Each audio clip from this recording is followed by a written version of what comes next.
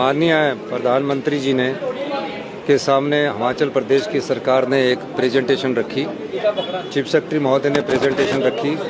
दिल्ली के अधिकारी थे, भारतीय जनता पार्टी के सांसद के सदस्य थे, नेता प्रतिपक्ष थे, भारतीय जनता पार्टी के अध्यक्ष थे, हमारे डिप्टी चीफ मिनिस्टर, स्पीकर महोदय, एग्रीकल्चर मिनिस्टर, हमारे आयुर्वेदा मिनिस्टर और लोकल एमएलए केवल सिंह पठानी जी, सब लोग हम यहाँ थे।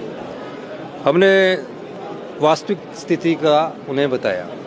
हमने कहा कि अगर आपदा प्रभावित परिवारों को बसाना है तो आपको फॉरेस्ट के नियमों में परिवर्तन करना पड़ेगा। हिमाचल प्रदेश की 68% भूमि वन भूमि के नाम से दर्ज है। 1950 के एक्ट के तहत ऑल वेस्ट लैंड को वन भूमि का दर्जा दे दिया गया है, जो कि सही नहीं था। हमने कहा कि अगर आप आपदा प्रभावित परिवारों को मुख्यमंत्री के रूप में 1 बीघा जगह कहीं शिफ्ट करके देना चाहता हूं, तो वो मुख्यमंत्री के रूप में क्या केंद्रीय मंत्री के रूप में भी वो नहीं दे पाएंगे।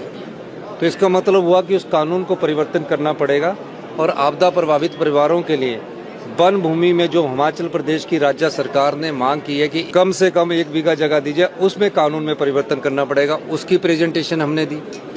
हमने प्रधानमंत्री जी से कहा कि स्पेशल रिलीफ पैकेज दीजिए। स्पेशल रिलीफ पैकेज देने के हमारा तकरीबन अभी तक 5,000 करोड़ का आरंभिक अनुमान है और ये अभी 10 से 12,000 करोड़ रुपये जा सकता है। सेंटर की टीम्स आई है। तीसरी बात हमने की कि जब सहायता तत्काल ना मिले और 2 वर्ष बाद मिले, 2023 की जो पीडीएन ने आया 2 वर्ष, तो उसका कोई मूल्य नहीं रह जाता, औचित्य नहीं रह जाता है।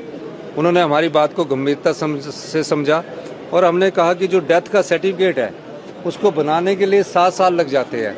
अब डेथ के सर्टिफिकेट में जिस परिवार की आपदा में डेथ होगी और वो मिसिंग है, तो उसके लिए हम राहत देना चाहते हैं 4 लाख रुपए की। वो कैसे दे, क्योंकि वो तो मिलता ही नहीं है। तो उस नियम में भी परिवर्तन करने की बात की, वन के नियम में भी परिवर्तन की बात की। हमने कहा नदियों की ड्रेजिंग और माइनिंग अलग अलग डिफाइन की है। अगर हम ड्रेज करके नदी के किनारे रख देते तो नदी दूसरी तरफ हो जाती है। उसकी माइनिंग की भी परमिशन की हमने बात की।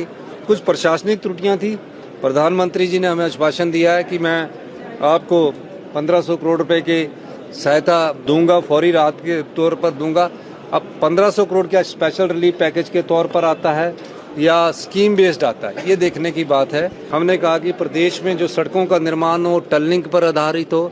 कालका से शिमला रेलवे लाइन ब्रिटिश काल में 100 साल पहले बनी है।